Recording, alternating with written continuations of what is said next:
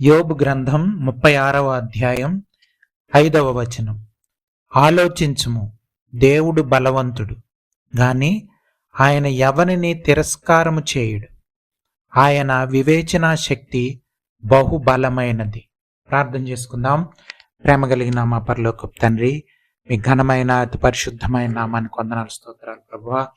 ఉదయకాల సమయంలో మీ సన్నిధికి చేరి మిమ్మల్ని స్తుతించి మిమ్మల్ని ఆరాధించి గణపరచడానికి దయచేసిన మరొక గొప్ప అవకాశాన్ని బట్టి మిమ్మల్ని స్తుతిస్తూ ఆరాధిస్తూ ఉన్నాం ప్రభువా. నాయన, ఎంతో మందికి లేని గొప్ప అవకాశం మాకు దయచేసినందుకు మీకు వందనాలు, స్తోత్రాలు తెలియజేస్తా ఉన్నాం ప్రభువా. మీరేమై ఉంటున్నారో దాన్ని బట్టి మీకు వందనాలు. మీ గొప్పతనాన్ని బట్టి, ఔన్నత్యాన్ని బట్టి, మీ యొక్క సార్వభౌమాధికారాన్ని బట్టి, ప్రేమను బట్టి, వాత్సల్యతను బట్టి, విశ్వాస్యతను బట్టి, మహాపరిశుద్ధతను బట్టి మిమ్మల్ని స్తుతిస్తూ ఆరాధిస్తూ కనపరుస్తూ ఉన్నాం ప్రభువా. నాయన, ఉదయకాల సమయంలో వాక్యం ద్వారా మాలో ప్రతి ఒక్కరితో మాట్లాడమని, విన్న ప్రతి ఒక్కరిని దీవించి ఆశీర్వదించమని, ప్రతి ఆత్మీయ అవసరత ప్రభువా నాయన పొందుకోవడానికి, తీర్చబడ్డానికి సహాయం దయచేయమని ప్రాధేయపడతా ఉన్నాం ప్రభువా. నాయన, కృప చూపించండి, సహాయం దయచేయండి ప్రభువా. నాయన, ఈ యొక్క ప్రతి ఆటంకాన్ని, అంధకార శక్తిని లయపరచమని ప్రాధేయపడతా ఉన్నాం. మీరే మాట్లాడండి. మనుషులు మాట్లాడడం వల్ల ఏమీ ఉపయోగం లేదని నమ్మి ఒప్పుకుంటున్నాం తండ్రి. కృప చూపించండి, సహాయం దయచేయండి. స్వరం వినడానికి ప్రభువా నాయన, వాక్యం హృదయంలో భద్రపరచబడడానికి సహాయం దయచేయమని ప్రాధేయపడతా ఉన్నాం. వాళ్ళు ప్రతి ఒక్కరితో మాట్లాడమని, ఆత్మీయంగా ఎదగడానికి సహాయం దయచేయమని యేసు ప్రభు వారి అతి పరిశుద్ధమైన నామంలో ప్రార్థన అడిగి వేడుకొంచున్నాం తండ్రి. Amen, amen. ఒకసారి ఒక యవనస్తుడు ఒక దైవ సేవకుని దగ్గరికి వస్తూ ఆయనతో అంటే ఆయన పర్సనల్ విషయాలు, వ్యక్తిగత విషయాలు ఆయనతో పంచుకుంటూ కలిసి ప్రార్థన చేసుకుంటూ ఉండేవాళ్ళు. అయితే ఒకరోజు యవనస్తుడు చెప్పాడు దేవుని సేవకునికి, నాకు ఈ యొక్క తాగుడు అలవాటు అయిపోయింది. ఫ్రెండ్స్ వచ్చినప్పుడు అలా తాగుతూ ఉన్నాను, మానుకోలేకపోతా ఉన్నాను, ప్రార్థన చేయమని చెప్పాడు. అయితే చాలాసార్లు దాన్ని మానుకోవడానికి సహాయం చేయడానికి ఆ దైవ సేవకుడు ప్రయత్నం చేశాడు. మానుకోమని చెప్పేవాడు, అలాగా వాక్యం చూపించి ఆదరించేవాడు. అయితే చాలాసార్లు ఆయన ఎంకరేజ్ చేశాడు మానుకోమని, కానీ ఆయన మానుకోలేకపోయాడు. చివరిగా ఆ అబ్బాయి ఆ ఊరు నుంచి వేరే ఊరు వెళ్ళిపోతున్నప్పుడు చెప్పాడు, ఇంకా నేను మానుకోలేదు, ప్రార్థన చేయమని చెప్పాడు అనమాట. చెప్పినప్పుడు, నువ్వు ఒకరోజు గ్యారంటీగా మానుకుంటావు, ఎందుకంటే నువ్వు చాలా ఆనెస్ట్గా నీ యొక్క తప్పిదాన్ని ఒప్పుకుంటున్నావు, కాబట్టి ఒకరోజు దేవుడు నేను పట్టుకుంటాడు. నువ్వు ఎప్పుడైతే ఆ పరిస్థితికి వెళ్తావు, ఒకసారి నన్ను జ్ఞాపకం చేసుకో, ఏ పరిస్థితిలోనైనా నేను నీకు సాయం చేస్తాను, నువ్వు ఎప్పుడైనా రావచ్చు, నా ఇంటి తలుపులు తెరిచే ఉంటాయని ఆయనకి చెప్పినప్పుడు ఆయన వెళ్ళిపోయాడు. ఆ తర్వాత చాలా సంవత్సరాల తర్వాత ఆయన కనిపించినప్పుడు మారు మనసు పొందాడు, రక్షణ పొందాడు, బాప్తిస్మం తీసుకున్నాడు, పెళ్లి చేసుకున్నాడు. అవన్నీ విషయాలు ఆయనతో పంచుకున్నాడు అనమాట. పంచుకున్నప్పుడు చాలా సంతోషించాడు. అంటే చాలాసార్లు చాలామంది పాపంతో లేకపోతే తప్పులతో స్ట్రగుల్ అవుతూ ఉంటారు, దాని నుంచి బయటపడలేక. మనం అటువంటి వాళ్ళని డిస్కరేజ్ చేయకూడదు, అవమానించకూడదు, వాళ్ళని బాధ పెట్టకూడదు. ఇది మనం మనుషులుగా మనకు ఉండే లక్షణం అయితే కాదు. మామూలుగా మనం ఎవరైనా బలహీన పరిస్థితులు ఉంటే ఇంకా కృంగదీసేసే మాటలు మాట్లాడతాం. ఒకవేళ పిల్లలకు ఒక్కొక్కసారి మార్కులు తక్కువ రావచ్చు, లేకపోతే ఫెయిల్ అయిపోవచ్చు, ఉద్యోగం రాకపోవచ్చు, రకరకాల పరిస్థితులు గుండా వెళ్ళేటప్పుడు కొంతమంది వాళ్ళని డిస్కరేజ్ చేస్తారు. ఒకసారి ఒక దైవ సేవకుని దగ్గరికి ఒక ఆమె వచ్చిందంట. మా అబ్బాయి అస్సలు సరిగ్గా చదవడండి, అసలు ఏం మార్కులు రావట్లేదండి, ప్రార్థన చేయండి అని తీసుకొస్తే దైవ సేవకుడు ఏమన్నాడంటే, నేను ఆ అబ్బాయి గురించి ప్రార్థన చేయను, మీ గురించి ప్రార్థన చేస్తాను. ఎందుకు అలాగా అందరి ముందు సరిగ్గా చదవడు అవన్నీ చెప్తున్నారు, అలాగ చెప్పకూడదు, అవమానం చేయకూడదు. ఎంకరేజ్ చేయాలి చదువుకునేటట్లు. ఏదైనా అర్థం కాకపోతే అర్థం అయ్యేటట్లు హెల్ప్ చేయాలి. అంతేగాని మనం అలా డిస్కరేజ్ చేయకూడదని ఆయన ఆ రోజు చెప్పారు. అంటే ఇటువంటి ఆలోచన తీరు దేవుని ఆలోచన తీరు. ఇక్కడ చూడండి, యోబు గ్రంథం 36వ అధ్యాయంలో ఎలీహు యోబుతో మాట్లాడుతున్న మాటల్లో ఒక మాట మనం చదువుకున్న మాట. ఈవెన్ అది ఆ యొక్క యోబు ఫ్రెండ్స్లో, స్నేహితుల్లో అందరినీ దేవుడు గద్దించాడు, కానీ ఎలీహు చెప్పిన మాటలని దేవుడేమి తప్పు పట్టలేదు. ఎందుకంటే అన్ని సత్యాలు మాట్లాడాడు, నిజం మాట్లాడాడు. ఇక్కడ చూడండి 5వ వచనంలో, ఆలోచించుము, దేవుడు బలవంతుడు కానీ ఆయన ఎవరిని తిరస్కారం చేయడు. ఆయన ఎంత బలవంతుడైనా, ఆల్మైటీ అయినా, ఆయన వివేచన శక్తి బహుబలమైంది. అంటే ఆయన తిరస్కారం చేయాలంటే చేసేయచ్చు, కానీ ఎవరిని అంటే ఎవరిని కూడా ఆయన డిస్పైజ్ చేయడు, డిస్కరేజ్ చేయడు, అవమానించడు, తిరస్కరించడు. ఇది దేవుని లక్షణం. మనం ఇటువంటి లక్షణాలని అలవాటు చేసుకోవాలి. దేవుడు కొన్ని పద్ధతుల ద్వారా మనుషులతో డీల్ చేస్తాడు.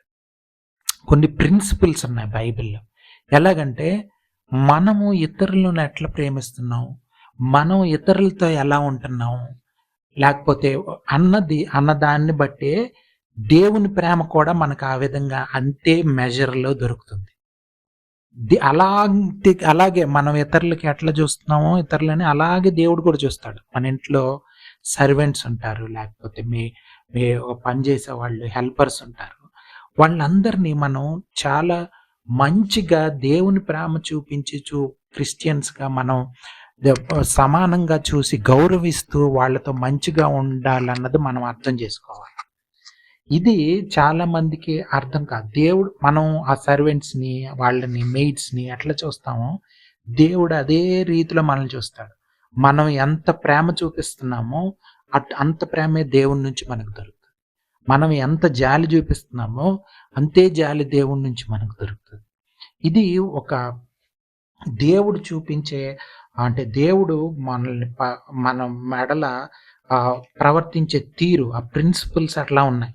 మీరు చూడండి, కీర్తన గ్రంథంలో కీర్తనకారుడు కీర్తనల గ్రంథం 18వ అధ్యాయం, కీర్తనల గ్రంథం 18వ అధ్యాయం 25-26 వచనాలు. దయగల వారి ఎడల నీవు దయ చూపించుదువు, యథార్థవంతుల ఎడల యథార్థవంతుడుగా నుందువు, సద్భావము గల వారి ఎడల నీవు సద్భావము చూపుదువు, మూర్ఖుల ఎడల నీవు వికటముగా నుందువు.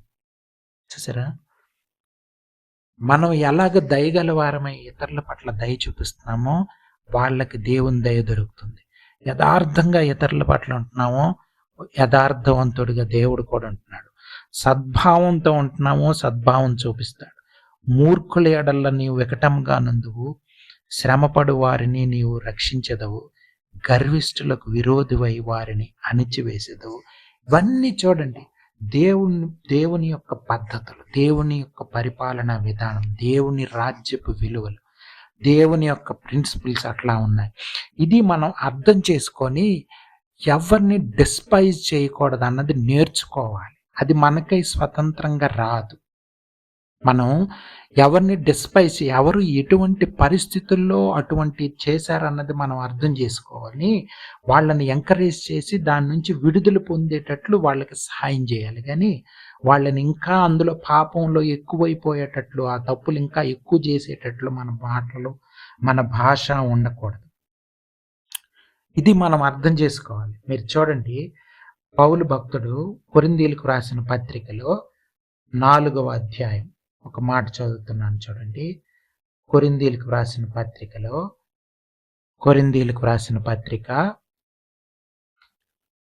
మొదటి కొరింథీయులకు రాసిన పత్రిక 4వ అధ్యాయం 14వ వచనం. మిమ్మను సిగ్గుపరచవలనని కాదు, కానీ నా ప్రియమైన పిల్లలని మీకు బుద్ధి చెప్పుటకు ఈ మాటలు వ్రాయుచున్నాను.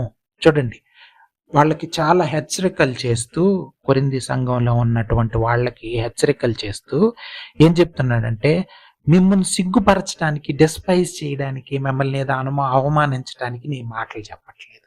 కానీ నా ప్రియమైన పిల్లలని అంటే ఏంటి, ఒక తండ్రిలాగా పౌలు భక్తుడు వాళ్ళ ఆ యొక్క సంఘంలో ఉన్న విశ్వాసుల్ని చూస్తున్నాడు. ఒక తండ్రిలాగా సహాయం చేయడానికి. మీరు చూడండి, ఒకవేళ టీచర్స్ అనుకోండి, ఏం చేస్తారు, జీతం తీసుకుంటారు. ఆ జీతం కోసం స్కూల్కి పేరు రావడానికి వాళ్ళు ఏం చేస్తారు, అంతే పిల్లలకి టీచర్స్ ఆ విధంగా ప్రవర్తించే అవకాశం ఉంది. ఎందుకు అంటే వాళ్ళకి వాళ్ళ పేరు, స్కూల్ పేరు లేకపోతే టీచర్కి పేరు రావడం ముఖ్యం. అంతేగాని అందరిలో ఒకరికి సరిగ్గా అర్థం కావట్లేదు. 2 సార్లు చెప్పినా, 3 సార్లు చెప్పినా, 4 సార్లు చెప్పినా ఒక విషయం అర్థం కావట్లేదు అనుకుందాం. అప్పుడు టీచర్ ఏం చేస్తాను, నీకు ఎన్ని సార్లు చెప్పినా అర్థం కావట్లేదు, నువ్వు స్కూల్ మారిపో, నీ పేరెంట్స్ని పిలువు, నాకు అనవసరం, ఇలాంటి వాళ్ళ స్కూల్ చెడిపోద్ది, లేకపోతే ఇలాంటి మాటలు మాట్లాడి పంపించేస్తారు. ఎందుకంటే వాళ్ళు శాలరీ కోసం పనిచేస్తారు. స్కూల్కు పేరు రావడానికి, సొంతగా వాళ్ళకి పేరు రావడానికి పనిచేస్తారు, కానీ అర్థం చేసుకొని పనిచేయరు. అదే తండ్రి అనుకోండి, తండ్రి ఇంటికి తీసుకెళ్ళి నీకు ఎన్నిసార్లు నీకు అర్థం కాకపోయినా నేను చెప్తానని, నాకు అర్థం కావట్లేదు నాన్న అని చెప్తే, ఒకసారి నాన్న సారీ నాకు అర్థం కాలేదు, 2 సార్లు, 3 సార్లు, 5 సార్లు, ఎన్నిసార్లు నీకు అర్థం కాకపోయినా నీకు అర్థమయ్యేంత వరకు నేను చెప్తానే ఉంటానని. ఒకసారి ఇన్నిసార్లు చెప్పిన తర్వాత ఫైనల్గా పిల్లవాడు ఒక్కసారి ఆ కళ్ళన్నీ బ్రైట్ అయిపోతాయి, అర్థమైందని. అప్పుడు తండ్రి సంతోషిస్తాడు, ఆ పిల్లవాడు కూడా సంతోషిస్తాడు. ఈ విధంగా రిలేషన్షిప్ ఎక్కడుంటుంది? ఈవెన్ సంఘంలో కూడా సంఘ కాపరులు, పెద్దలు అనేవాళ్ళు ఈ విధంగా ఉండాలి. ఇతరుల ఎడల ఎవరైనా తప్పు చేసినప్పుడు, పాపం చేసినప్పుడు వాళ్ళని డిస్పైజ్ చేయకూడదు. దేవుడు అలా చేయట్లేదు. దేవుడు డిస్పైజ్ చేయాలంటే ఆయన ఆల్మైటీ, ఆయన బలవంతుడు, ఆయన ఆలోచన తీరే వేరు. ఆయన గొప్ప దేవుడు, డిస్పైజ్ చేయొచ్చు కానీ డిస్పైజ్ చేయట్లేదు. ఇది మనం అర్థం చేసుకొని మన జీవన విధానం దేవునికి అనుగుణంగా, దేవునికి ఆలోచన తీరికి అనుగుణంగా, క్రైస్తవుల ఆలోచన తీరు ఇంటి నుంచే ప్రారంభం అవ్వాలి, సంఘంలో ప్రారంభం అవ్వాలి.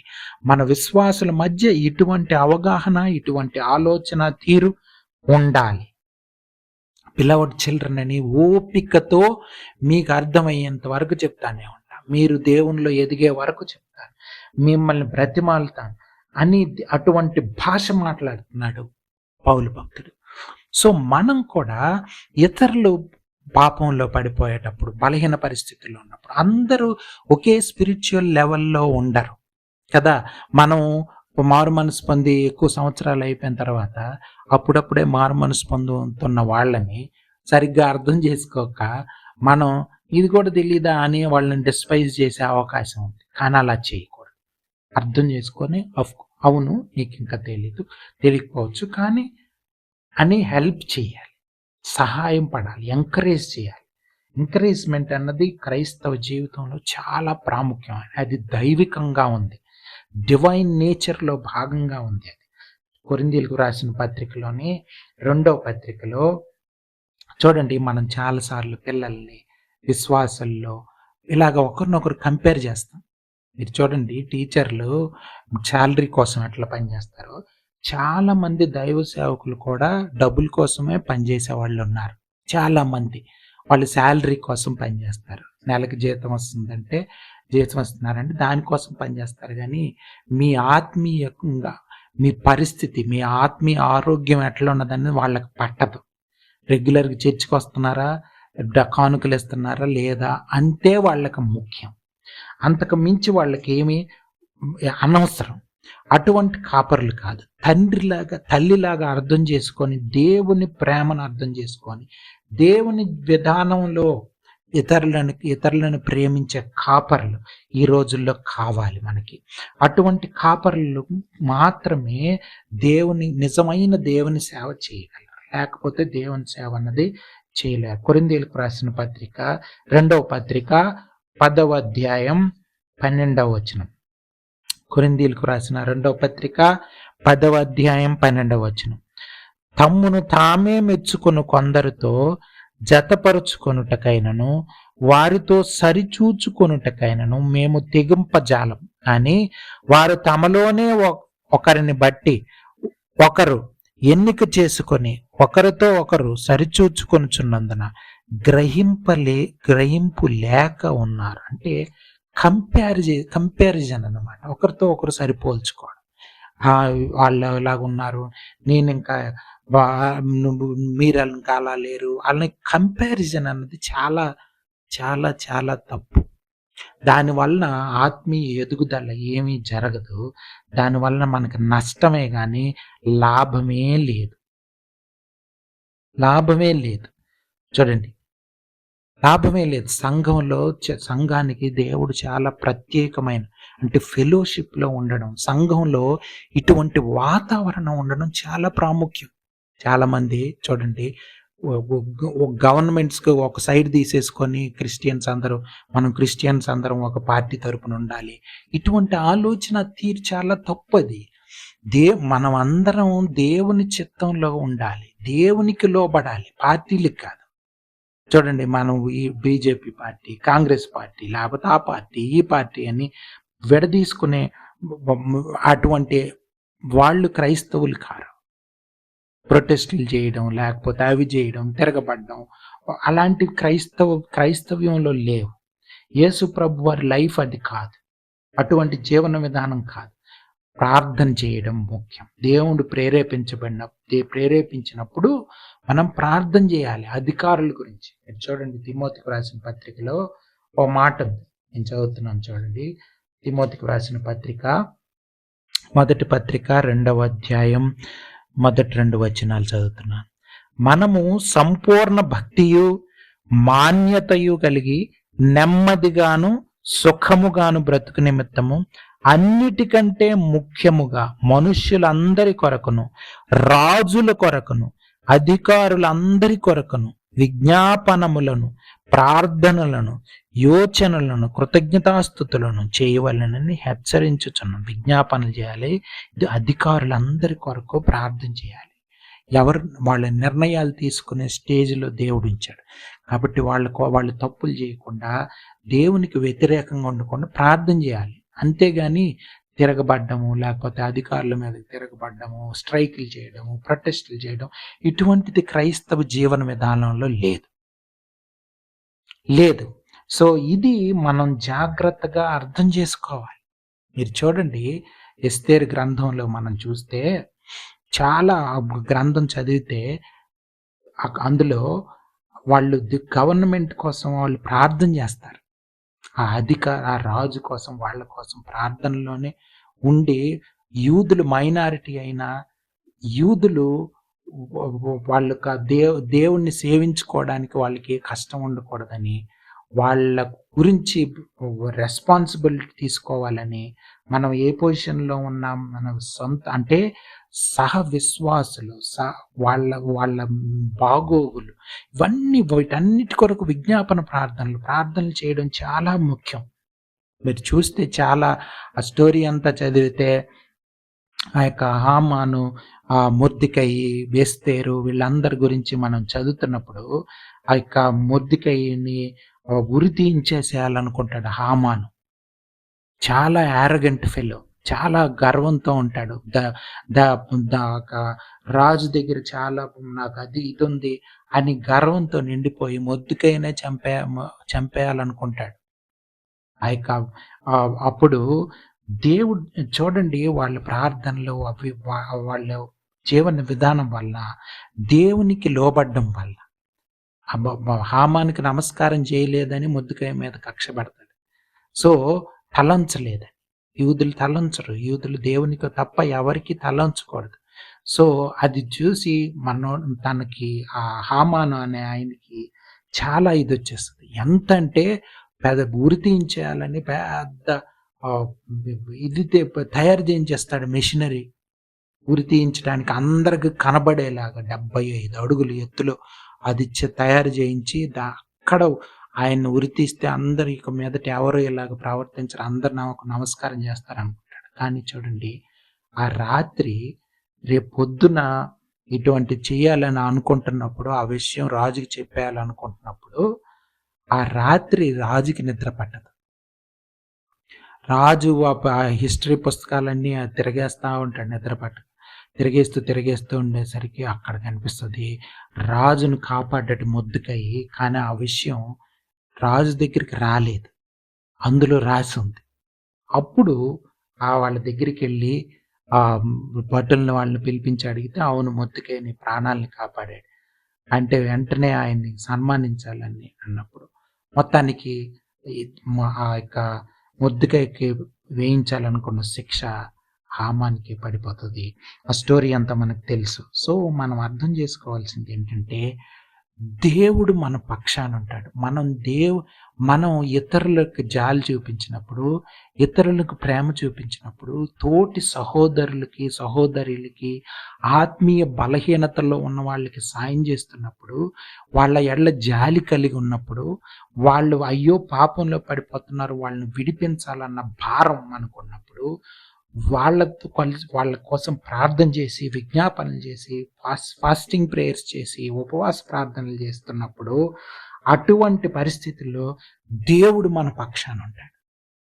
మనకి లోకంలో వ్యతిరేకత కనిపించవచ్చు, కానీ చూడండి, యేసు ప్రభు వారిని అందరూ ఈ లోకంలో తృణీకరించారు, దయ్యమని తిట్టారు, బీల్జెబూబు అన్నారు, తిండిపోతన్నారు, రకరకాల పాపులతో కలుస్తాడన్నారు, రకరకాల ఆయన అవమానించారు. చివరికి భయంకరమైన శిలువ శిక్ష వేశారు, అవమానించారు, ఆయన ఉమ్మి వేశారు, భయంకరంగా మొండ్ల కిరీటం పెట్టి 40 కొరడా దెబ్బలు కొట్టి విపరీతంగా శ్రమలకు గురి చేశారు ఆయన్ని. అయినా సరే వాటన్నిటినీ మన పాపాల కోసం ఆయన భరించాడు, మనల్ని రక్షించడం కోసం, మన మీద ప్రేమ కోసం. దేవుని ఆలోచన తీరు చూడండి. దేవుడు కావాలనుకుంటే సైతాన్ని 2 నిమిషాల్లో, 1 సెకండ్లో, సెకండ్ కన్నా ఇంకా తక్కువ టైంలోనే నాశనం చేసేయచ్చు అంతే. అట్లా చెప్తే సైతాన్ నాశనం అయిపోతాడు. కానీ దేవుని తీరు వేరు. దేవుడు సైతాన్ని ఎదుర్కొన్న విధానం ఏంటంటే, శిలువ శిక్ష ద్వారా దేవుడు సైతాన్ మీద విజయం సాధించాడు. శిలువ మరణ పునరుద్ధానాల ద్వారా సైతాన్ని జయించాడు దేవుడు. సో మనం అర్థం చేసుకోవాలి, దేవుని ఆలోచన తీరు వేరు, మన ఆలోచన తీరు వేరు. మనం శ్రమలు అనుభవించడానికి కాదు ఇష్టపడం, కంఫర్టబుల్ లైఫ్స్ కావాలి. రకరకాల ఈవెన్ క్రైస్తవులు కూడా ఈ పొలిటికల్ వాళ్ళతో, లేకపోతే ఈ రాజకీయ నాయకులతో, వాళ్ళతో సహవాసం చేసిన వాళ్ళు, వాళ్ళతో కలిసిపోయే వాళ్ళు. ఎందుకంటే ఎటువంటి వాళ్ళ జీవితాలకి ఎటువంటి సమస్య లేకుండా వాళ్ళతో కలిసిపోయేవాళ్ళు. యేసుప్రభు వారు అలాగే ఇప్పుడు హేరోద్తోని పిలాతుతోని కలిసిపోయి పనిచేయలేదు. అది క్రైస్తవ జీవితం కాదు. ఈ లోకం వేరు, లోక తీరు వేరు, లోకపు ఆలోచనలు వేరు, దేవుని ఆలోచనలు వేరు. మన పరిస్థితి, మన ఆఫీసుల్లో అక్కడ ఇక్కడ ఉంటున్నప్పుడు నిజమైన క్రైస్తవునిగా బ్రతకాలంటే చాలా ఆటంకాలు ఎదురవుతాయి. మనం వేరే వాళ్ళకి మనం లొంగి లేకపోతే వాళ్ళని అనవసరంగా వాళ్ళని హెచ్చిస్తూ, లేకపోతే రకరకాలుగా హిపోక్రిటికల్ లైఫ్ అంటే ఒక వేషధారణ జీవితం జీవించాలంటే క్రైస్తవునికి కుదరదు. కానీ అటువంటి జీవితం జీవించే వాళ్ళే ఈ లోకంలోని పెద్దవాళ్ళు అవుతారు.